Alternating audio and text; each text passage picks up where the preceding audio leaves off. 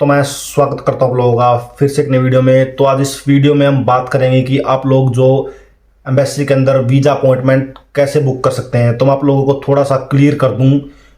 आप लोग इंडिया के अंदर जहाँ पे भी हैं, आप वीएफएस के अंदर, वीएफएस ग्लोबल के अंदर आप अपनी अपॉइंटमेंट बुक कर सकते हो। वीएफएस ग्लोबल के थ्रू ही आप एम्बेसी के अंदर अपॉइंटमेंट बुक करते हो। जिस मर्जी कंट्री में आप जा रहे हो, Australia, Canada, USA, UK, Germany, Italy, आप जिस भी कंट्री के लिए अप्लाई कर रहे हैं, आप वीएफएस ग्लोबल से ही आप लोग अपॉइंटमेंट बुक कर पाते हैं।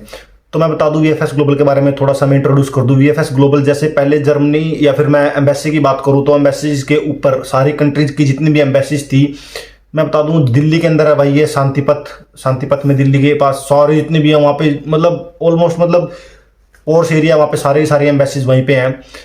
और मैं बता दूं तो इसको इंट्रोड्यूस क्यों किया गया था वीएफएस ग्लोबल को, जो इंडियन एक आदमी था, उसका नाम था नसीम, पता नहीं क्या नाम था भाई उस आदमी का, मेरे को ध्यान नहीं है, करकार या कुछ ऐसा नाम था। उसने 2001 में इसको मुंबई के अंदर एस्टेब्लिश किया था और अभी ये इसका हेडक्वार्टर जो दुबई के अंदर 147 कंट्रीज के अंदर ये डील करता है।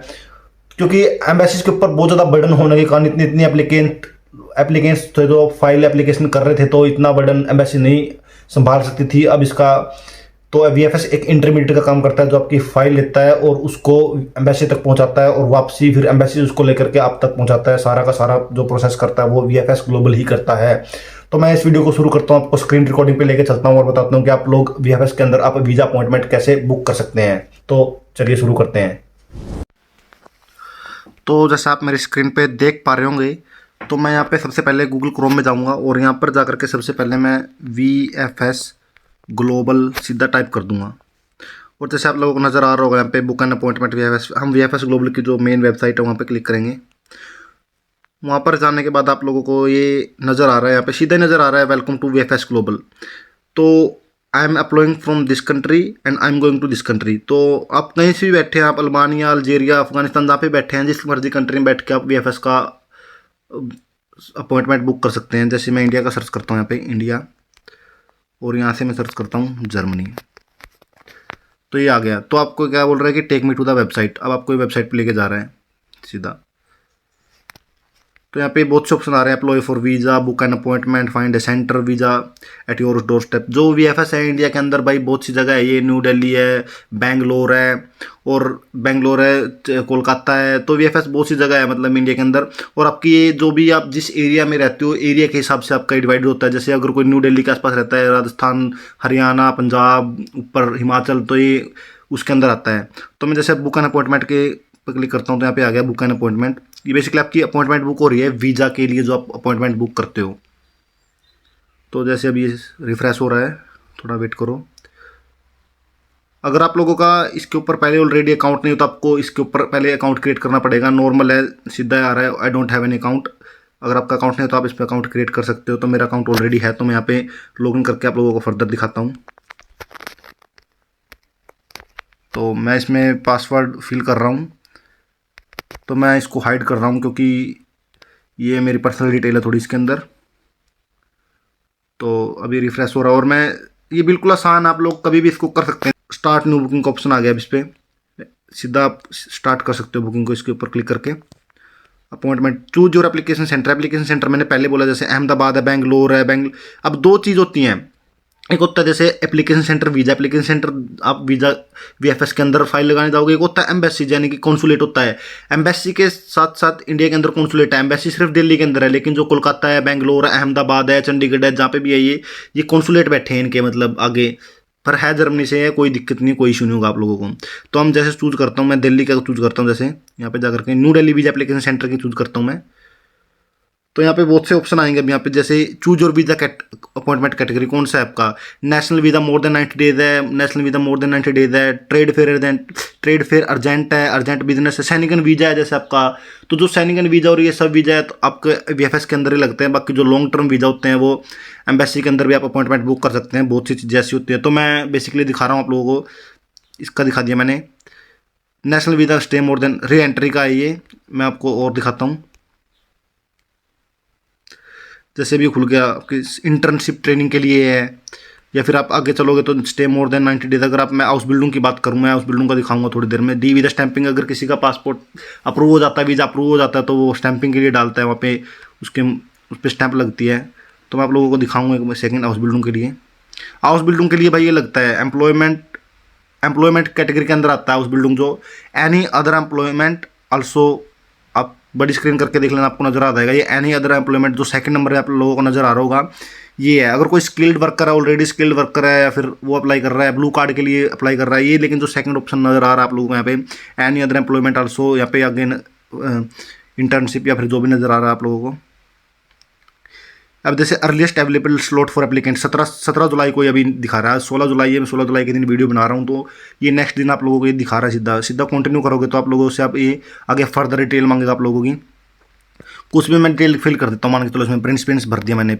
अगर मैं आप लोगों को मैंने पहले भी क्लियर किया था ये चीज़ आप लोगों को मैंने पहले भी क्लियर करी थी। अगर आपका सेकंड नेम नहीं है, कोई भी आपका सर नेम नहीं है, तो अकेला अगर आप नाम लिखते हो तो यहाँ पे डोबर नाम डालना है। तो मैंने भी ऐसे ही डाला था प्रिंस। जेंडर हो गया यहाँ पे मेल। डेट ऑफ बर्थ आप कुछ भी लगा के डाल दो भाई, कुछ भी डाल दो। 2001 डाल दी मैंने। 7 जून 2001 डाल दी मैंने।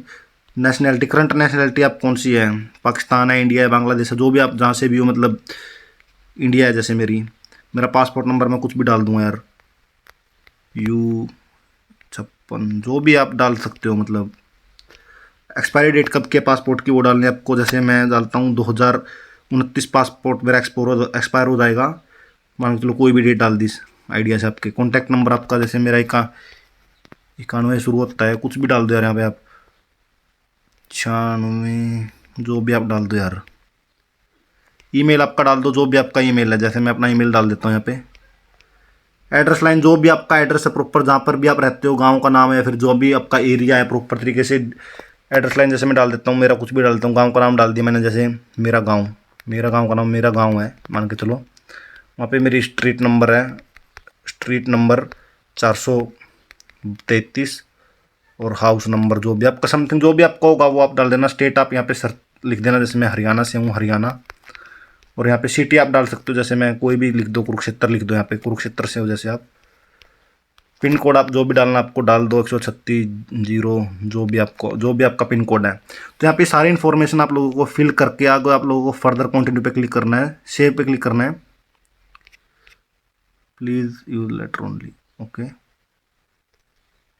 कुछ भी आप यहाँ पे लिख सकते हो, आपका जो भी एड्रेस है। और इसके अंदर इन्फॉर्मेशन प्रॉपर आप लोगों को बिल्कुल स्टीक भरनी है, क्योंकि ये वीज़ा फाइल के लिए जा रहा है। कोई ये तहसील के अंदर या फिर किसी आप शहर में नहीं जा रहे हो, ये वीज़ा वहाँ पे भी गलती हो जाती है। तो थोड़ी थोड़ी गलती आप लोगों को इसमें देखनी है। मान के चलो इसके अंदर कोई मैंने अपनी डिटेल फिल कर दी मैंने इसके अंदर अपनी, चाहते हो मैं इसको डिलीट भी कर सकता हूँ। लेकिन इसके अंदर जो भाई ये अपॉइंटमेंट बुक होती है इसके लिए 1714 रुपये VFS की फ़ीस लगती है। तो मैं कंटिन्यू करता हूँ आगे। तो अब जैसे अपॉइंटमेंट खुल गई है, जुलाई के लिए खुल गई। अब जैसे 17-18 को अपॉइंटमेंट ओपन पड़ी है, तो मैं 18 जुलाई की, आज 16 जुलाई तो मैं परसों की कर लूँ। अगर मेरे सारे डॉक्यूमेंट तैयार हैं, मैंने प्रॉपर उनको रेडी कर रखा है मेरी कैटेगरी के अकॉर्डिंग। जो स्टूडेंट वीज़ा के लिए जा रहे हैं, स्टूडेंट वीज़ा के लिए कैटेगरी के लिए, जो हाउस बिल्डिंग के लिए जा रहे हैं, हाउस बिल्डिंग के लिए अपनी चेकलिस्ट होती है उसकी, जो उसके अंदर वो आप डाल के उसको प्रॉपर फाइल 3 सेट बना करके वहाँ पे चले जाना अंदर।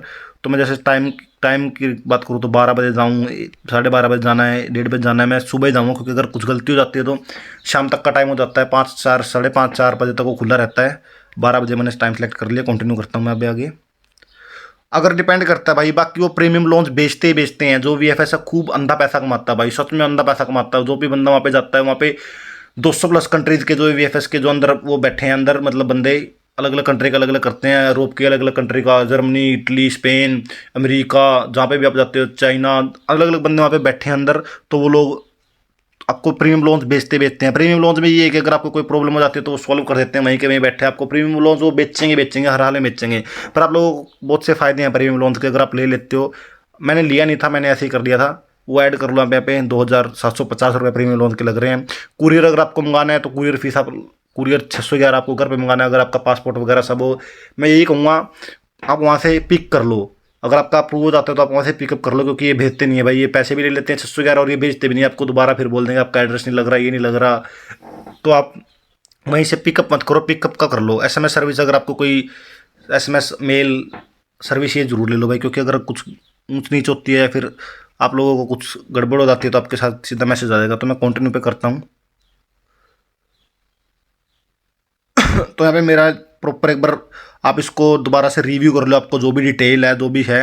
और भाई आपका एक जो ट्रैवल डेट स्टार्ट हो रही है, ट्रैवल डेट कब के मान के चलो, अगर आपका 1 तारीख से आप आइडिया लगा लो, मतलब आप अगर आपका 1 सितंबर से हाउस बिल्डिंग स्टार्ट हो रहा है तो आप ट्रैवल डेट आप इसमें कुछ भी डाल दो, मतलब आपके आइडिया से 1 सितंबर से लेकर के। तो मैं डाल देता हूँ यहाँ पे, जैसे कि इसमें से जैसे मेरी 2024 को और ये स्टार्ट मान के चलो मेरा नवंबर से स्टार्ट हो रहा है, 1 नवंबर से मेरी ट्रैवल डेट स्टार्ट हो रही है। और मेरी एंड डेट है जो ट्रैवलिंग की बात हो रही है बेसिकली, इसके अंदर वो नहीं है कि आप कब से कहाँ रह रहे हो। तो 2024 मान के चलो, आप 1 दिन में जा रहे हो, 2 दिन में जा रहे हो, 3 दिन में जा रहे हो, जब भी आप जितने भी दिन में आप जा रहे हो, तो मान के चलो 2 नवंबर में इसमें फिल कर देता हूँ।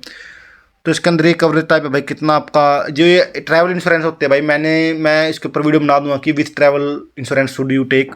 सबसे चीप कौन सा है ट्रैवल इंश्योरेंस की बात करूँ अगर मैं, तो इसके अंदर सबसे भाई डिपेंड करता है आपके किस हिसाब से है, पर 2000 से लेकर के ऊपर डिपेंड करता है, 5-6 हज़ार तक ट्रैवल इंश्योरेंस जाता है, क्योंकि वो ट्रैवल इंश्योरेंस ज़रूरी है। वो डिपेंड करता है, मान के चलो अगर आपके साथ कुछ घटना हो जाती है, आपका बैग चोरी हो जाता है, लगेज चोरी हो जाता है, फिर आपका सामान कोई खो जाता है, तो ट्रैवल इंश्योरेंस, अगर आपको हेल्थ इशू आ जाते हैं फ्लाइट के अंदर या फिर आपको इन, तो वो इस टाइम पीरियड के दौरान ट्रैवल इंश्योरेंस ही आपका सारा का सारा पे करेगा। तो ट्रैवल इंश्योरेंस मस्ट है भाई, ये लो ना लो ये दिखाना पड़ता है। एम्बेसी के अंदर भी ट्रैवल इंश्योरेंस की कॉपी लगती है, ट्रैवल इंश्योरेंस आपको चाहिए चाहिए हर हाल में। तो मैं अग्री कर देता हूँ इसको, और मैं इसको फर्दर कंटिन्यू करता हूँ। तो कंटिन्यू करने के बाद मेरा सारे यहाँ पे डिटेल आ गई है। इंडिया मैंने कंट्री ऑफ रेजिडेंस है, ट्रैवलिंग टू जर्मनी में जा रहा हूँ। वीजा एप्लीकेशन मैंने दिल्ली चूज किया है। अगर आप कहीं और पे रहते हो भारत के अंदर, आप मान के चलो कोलकाता के अंदर रहते हो, कोलकाता चूज करना है। गुजरात के रहते हो तो अहमदाबाद। कॉन्सुलेट है ये बेसिकली, एम्बेसी जो दिल्ली है लेकिन एरिया के हिसाब से आपके डिवाइडेड है सारा का सारा। तो नेशनल वीजा स्टे मोर देन 90 डेज है। और मैंने इसके अंदर क्या चूज किया है, अपॉइंटमेंट जो मेरी सब कैटेगरी थी वो थी मेरी any other employment also vocational training. जो ये house building bye vocational training आता है, हाउस बिल्डिंग के लिए मैंने ये चूज़ किया है। तो मेरे इसमें सारा है, अपॉइंटमेंट, स्टैंडर्ड टाइम, डेट इतनी, मेरी टाइम इतना है, मेरा सब टोटल मान के चलो इतना हो गया। मैंने कोई प्रीमियम लोन कुछ वगैरह उसके अंदर चूज़ नहीं किया था। आप चाहते हो तो चूज़ कर लगते हो, बाकी वो आपको at the spot at the time भी वहाँ पे वो बेच देंगे, मुझे पता है वो देंगे आप लोगों को। तो 1714 रुपये यहाँ पे क्लिक करना है, यहाँ पे फिर क्लिक करना है। तो मैं पे ऑनलाइन पे जाता हूँ, तो बस सीधा पे पेमेंट आप गेट पे ओपन हो जाएगा। आप यहाँ पे क्लिक करके इसको ओपन कर सकते हो। ये चल रहा है, ये नॉर्मल आप यूपीआई जो भी आप जब इस कंट्री में बैठे हो, नेट बैंकिंग से कर सकते हो, आप अपने यूपीआई से कर सकते हो। यूपीआई जैसे आप मान के चलो, आपको पता ही है, आप आजकल जो गवर्नमेंट है बहुत भाई पेमेंट डिजिटलाइजेशन इतना है भाई। मैं सच में जर्मनी के अंदर इतना है नहीं है, मैं यहाँ पे देखता हूँ लोग बहुत डरते हैं, कैश में सारा का सारा चलता है, ए टू जेड चीज़। लेकिन भीम आप यूज़ कर सकते हो, गूगल पे, फोन पे, पेटीएम, अमेजोन पे, जो भी आपको चूज़ करना है आप इसको पे ना चूज़ कर ले। आप यहाँ पे पेटीएम और पे ना, और वहाँ पे उसको आपको रीडायरेक्ट कर देगा वहाँ पे, तो वहाँ पे आप जाके इसको कंप्लीट कर सकते हो। आप लोगों को कहीं पे भी प्रॉब्लम आ रही है वीज़ा फॉर्म एप्लीकेशन करने में या फिर वीज़ा अपॉइंटमेंट बुक करने में, आपको जहाँ पे भी मोटिवेशन लेटर, कवर लेटर या फिर जिस चीज़ में भी आपको प्रॉब्लम आ रही है, तो आप लोग मेरे साथ सेशन बुक कर सकते हैं, या फिर आप लोग मुझे इंस्टाग्राम पर डीएम कर सकते हैं, या फिर आप मेरी ईमेल पर, मैं नीचे ईमेल डाल दूंगा, आप मुझे ईमेल कर सकते हैं। अगर आप लोगों को मेरी ज़रूरत है कि आप लोगों को कोई गाइड करने वाला नहीं है, या फिर आप लोगों को लगता है कि एजेंट जो हैवी अमाउंट में आपसे चार्ज कर रहा है, तो आप लोग मुझे हायर कर सकते हैं। और मैं आप लोगों की कहीं ना कहीं सस्ते में या फिर जितना मुझसे हो सकेगा मैं आप लोगों का करने की कोशिश करूँगा। तो आप लोग इस वीडियो को लाइक कर दीजिए और शेयर कर दीजिए, ताकि बहुत से लोगों तक ये वीडियो रीच कर पाए और बहुत से लोग एजेंट के चक्कर में ना फंसे इधर उधर। क्योंकि वीज़ा अपॉइंटमेंट बुक करना और ये इतना हैवी अमाउंट जो आपसे लेते हैं, इतना इतना चार्जेज इनके होते नहीं है। क्योंकि अगर आप किसी यूनिवर्सिटी या किसी कोई सेल्फ कर रहे हैं, आप खुद से कर रहे हैं और आप सब कुछ आप ले लेते हैं, लेकिन आपको वीज़ा अपॉइंटमेंट बुक करनी आती है, वीज़ा फॉर्म फिल नहीं करने आते, या फिर इधर उधर से छोटी मोटी जो चीज़ें वो करने नहीं आती वीएफएस के थ्रू, तो आप लोग मुझे हायर कर सकते हैं। एजेंट बहुत ज़्यादा शायद चार्ज करे आप लोगों से, आपकी देख लेना। अगर आपसे कुछ ना कुछ लगे कि मुझे सही लग रहा है चार्ज मेरे, मैं इसको पे कर सकता हूँ, तो आप एजेंट को हायर कर सकते हैं। अदरवाइज आप मुझे भी हायर कर सकते हैं। तो मुझसे बहुत से लोग कमेंट करके पूछते हैं कि भाई आप एजेंट हो या फिर आप कोई कंसल्टेंट हो। तो हाँ भाई, मैं भी ये काम कर लेता हूँ, पिछले 4-5 साल से मैं इस चीज़ में मैं जुड़ा हुआ हूँ। और तो इस वीडियो के थ्रू मैंने आप लोगों को बहुत से डाउट क्लियर कर दिए होंगे शायद, आई थिंक। तो इस चैनल को सब्सक्राइब कर दीजिए, लाइक कर दीजिए, शेयर कर दीजिए और बने रहिए। आने वाले साथ में साथ घूमेंगे।